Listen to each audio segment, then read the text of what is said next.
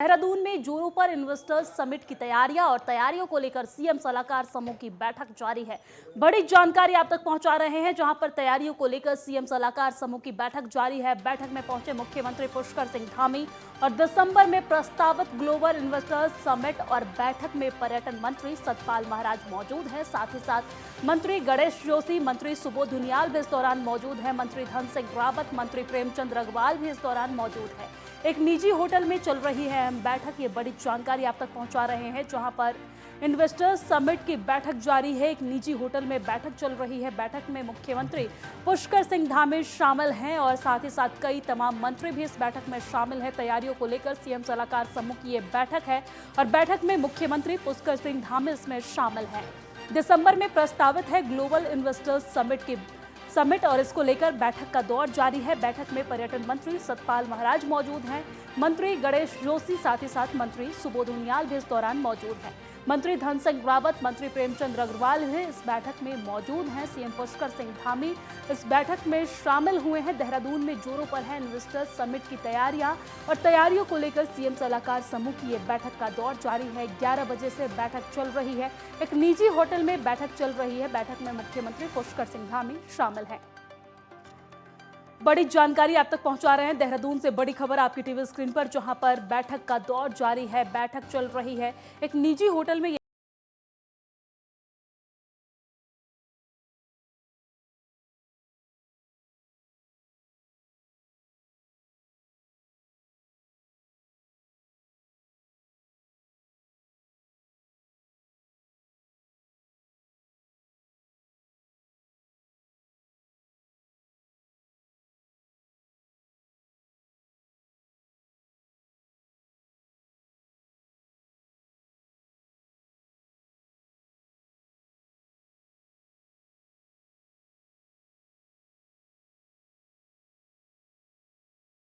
जानकारी के साथ हमारे संवाददाता उपेंद्र सिंह राणा हमारे साथ लाइव जुड़ गए हैं। उपेंद्र, बैठक का दौर जारी है। एक निजी होटल में बैठक चल रही है। बैठक में मुख्यमंत्री पुष्कर सिंह धामी शामिल हुए हैं। क्या कुछ पूरी जानकारी?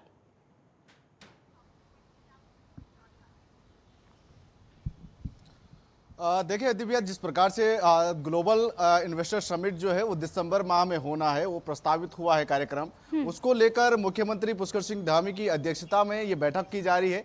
एक निजी होटल में ये बैठक हो रही है, जिसमें पर्यटन मंत्री सतपाल महाराज हैं, जिसमें शहरी विकास मंत्री प्रेमचंद अग्रवाल मौजूद हैं, उसमें गणेश जोशी जो कृषि मंत्री हैं वो उसमें मौजूद हैं, साथ ही जो सौरभ बोगड़ा हैं जो कि पशुपालन विभाग के मंत्री हैं। यानी कि साफ तौर पर तमाम जो मंत्री हैं विभागों के, वो तमाम मंत्री इसमें मौजूद हैं। तमाम विभागों के अधिकारी और सचिव जो है उस बैठक में मौजूद हैं।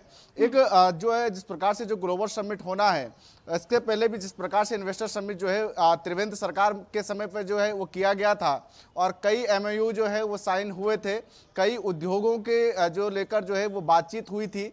उसी के तहत एक ग्लोबल इन्वेस्टर समिट जो है वो फिर से जो है उत्तराखंड में होगा और देहरादून में ही बताया जा रहा है कि देहरादून में ही जो है ये इन्वेस्टर समिट होगा और एक भव्य तरीके से जो है बाहर से जो उद्योगपति हैं जो यहाँ पर आएंगे अपने उद्योगों को लगाने को लेकर जो है बातचीत जो है उनसे होगी।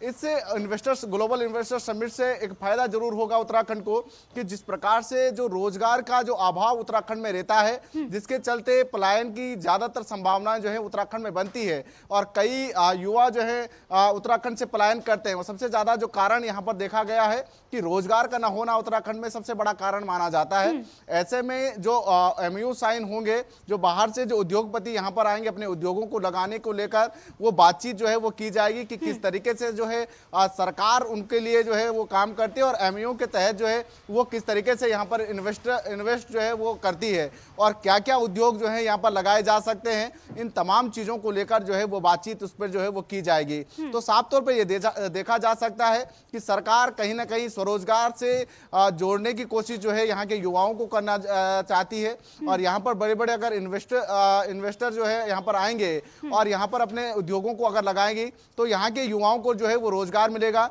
उसके साथ साथ ही पलायन कम होगा, क्योंकि सरकार का मानना है कि 2025 तक जो है एक सशक्त उत्तराखंड बनाना है और सशक्त उत्तराखंड बनाने के लिए हर घर में जो है युवाओं को जो है वो नौकरी देना बहुत जरूरी होगा। इससे एक पलायन रुकेगा, साथ ही जो उत्तराखंड का जो विकास है उसमें जो है उसमें तेजी आएगी। इन तमाम चीजों को देखते हुए ये समिट जो है ये माना जा रहा है। लेकिन ये देखना होगा कि जो क्या क्या यहाँ पर जो है चीजें जो है वो हो सकती है, किन चीजों पर जो है फोकस जो है वो सरकार कर सकती है, क्योंकि पर्यटन के क्षेत्र में पहले से जिस प्रकार से यहाँ की लाइफलाइन जो है वो मानी जाती है, पर्यटन के क्षेत्र में काफी काम जो है यहाँ पर किया भी जाता है 4 धामों के तहत। लेकिन जो अन्य डेस्टिनेशन है, क्योंकि इससे पहले भी सरकार की ओर से 13 डिस्ट्रिक्ट 13 डेस्टिनेशन पर लेकर जो है वो काम किया गया था कि हर जनपदों में जो है कई ऐसे क्षेत्र हैं जहां पर पर्यटन के अपार संभावनाएं हैं, लेकिन उनको डेवलप करना बहुत जरूरी है। तो उन क्षेत्रों को लेकर जो है किस तरीके से जो है वो काम किया जाना है। साथ ही जो कृषि क्षेत्र है, कृषि क्षेत्र में अगर देखा जाए तो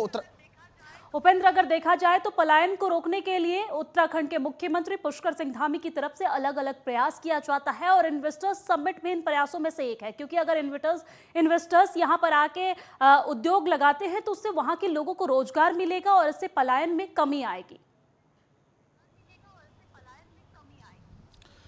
जाहिर सी बात है दिव्या, क्योंकि अगर उत्तराखंड की परिस्थितियों को अगर देखा जाए और इन 23 सालों की अगर बात की जाए, जब से उत्तराखंड अलग राज्य बना है तब से हमने देखा है कि यहाँ पर विकास, यह नहीं कह सकते कि विकास नहीं हुआ है, विकास तो हुआ है, लेकिन उस विकास गति को जो है उसमें तेजी नहीं आ पाई है। जिस तरीके से विकास होना चाहिए था उस तरीके से विकास नहीं हो पाया है। जिस तरीके से एक सपना जो संजोया गया था कि अगर उत्तराखंड अलग राज्य बनेगा तो यहाँ की जो भौगोलिक परिस्थिति है, यहाँ की के लोगों को जो है रोजगार मिलेगा, उस तरीके का रोजगार जो है यहाँ के युवाओं को नहीं मिल पा रहा है। देखा गया है कि ज्यादातर जो युवा हैं वो पलायन कर रहे हैं, दूसरे राज्यों में जो है नौकरी के लिए जो है वो जा रहे हैं। इसी के तहत जो है सरकार का फोकस है कि यहाँ के लोगों को रोजगार मिले। इसको लेकर इन्वेस्टर समिट, जब इन्वेस्टर यहाँ पर आएंगे, बड़े बड़े उद्योग यहाँ पर लगेंगे तो उस पर जो है युवाओं को जो है वो रोजगार मिल सकता है। कृषि के क्षेत्र में हमने बात की कि क्योंकि अभी उत्तराखंड के जो है 30% कृषि भूभाग जो है ऐसे हैं जो अभी बंजर जो है वो हो गए हैं, क्योंकि इसका बड़ा कारण ये माना जा रहा है कि गांव से पलायन हो चुके हैं, गांव खाली हो चुके हैं, खेती पर जो है कोई फोकस जो है वो नहीं कर रहे हैं, जिससे जो है खेती में जो है बंजर हो चुके हैं। तो ऐसे खेतों को कैसे उपजाऊ बनाया जाए, उस पर जो है किस तरीके से इन्वेस्ट किया जाए, इस पर कृषि मंत्री की ओर से भी काम किया जा रहा है। कई बार विभागों की ओर से बैठक भी की गई है। दूसरी ओर देखा जाए तो शहरी क्षेत्रों में किस तरीके से जो है उद्योग लगाए जाए, ताकि जो पहाड़ी जो युवा हैं, जो लोग हैं, वो शहरी क्षेत्रों में आकर जो है किस तरीके से जो है वो रोजगार कर सकते हैं। तो इन तमाम चीजों पर फोकस जो है वो सरकार का है कि ताकि पलायन भी रुके, यहाँ के लोगों को रोजगार मिल सके और उत्तराखंड एक सशक्त उत्तराखंड बन सके और यहाँ के यहाँ राज्य को जो है एक विकसित राज्य जो है वो बन सके। इस ओर जो है धामी सरकार की ओर से जो है वो काम किया जा रहा है और आज एक बड़ी बैठक जो है वो की जा रही है। तमाम मंत्रियों के साथ, विभागों के सचिवों के साथ, विभाग के अधिकारी तमाम जो है वो मौजूद हैं।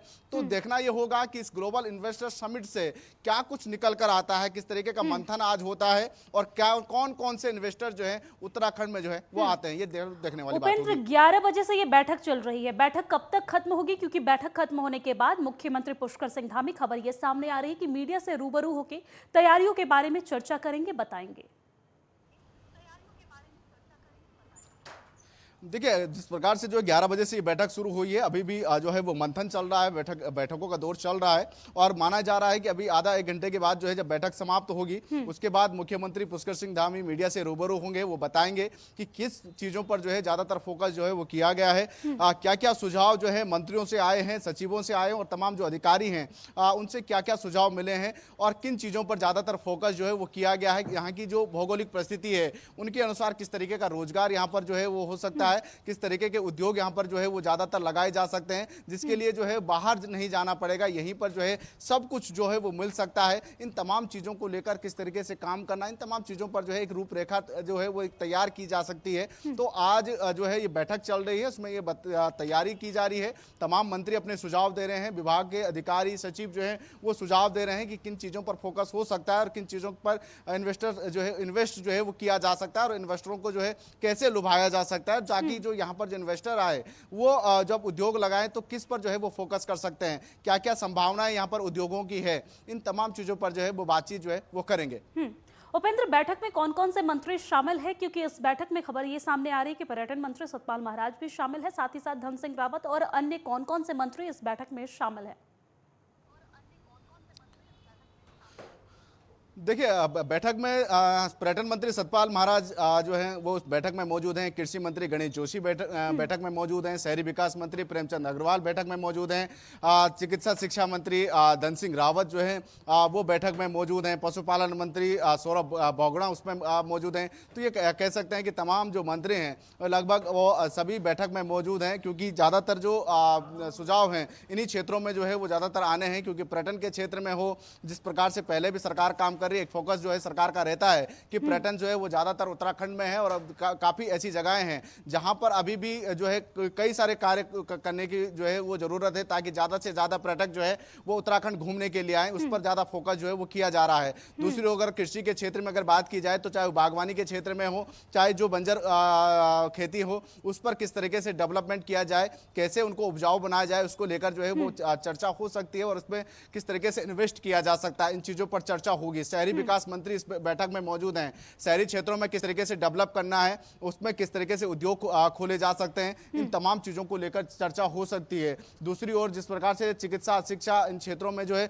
शिक्षा के क्षेत्र में किस तरीके से डेवलपमेंट करना है, चिकित्सा के क्षेत्र में क्या डेवलपमेंट हो सकता है, ताकि चिकित्सा और शिक्षा से जुड़े हुए जो लोग हैं वो किस तरीके से अपने को जो है वो रोजगार से जोड़ सकते हैं, इन तमाम चीजों को लेकर जो एक रूपरेखा तैयार की जा रही है और तमाम मंत्री अपने सुझाव दे रहे हैं, अधिकारी अपना सुझाव दे रहे हैं। उसके बाद जो है ये फोकस किया जाएगा कि कौन कौन से इन्वेस्टर जो हैं वो यहाँ पर आ सकते हैं। इन तमाम चीजों को लेकर जो है वो चर्चा की जा रही है। यानी कि कुल मिलाकर कहे तो पलायन को रोकने के लिए और प्रदेश में विकास की गति को बढ़ाने के लिए मुख्यमंत्री की तरफ से तमाम कदम उठाए जा रहे हैं, चाहे वो इन्वेस्टर्स समिट की हो या फिर पर्यटन को बढ़ावा देना हो। शुक्रिया तमाम जानकारी साझा करने के लिए। नजर बनाए रखिएगा, अपडेट्स आपसे आगे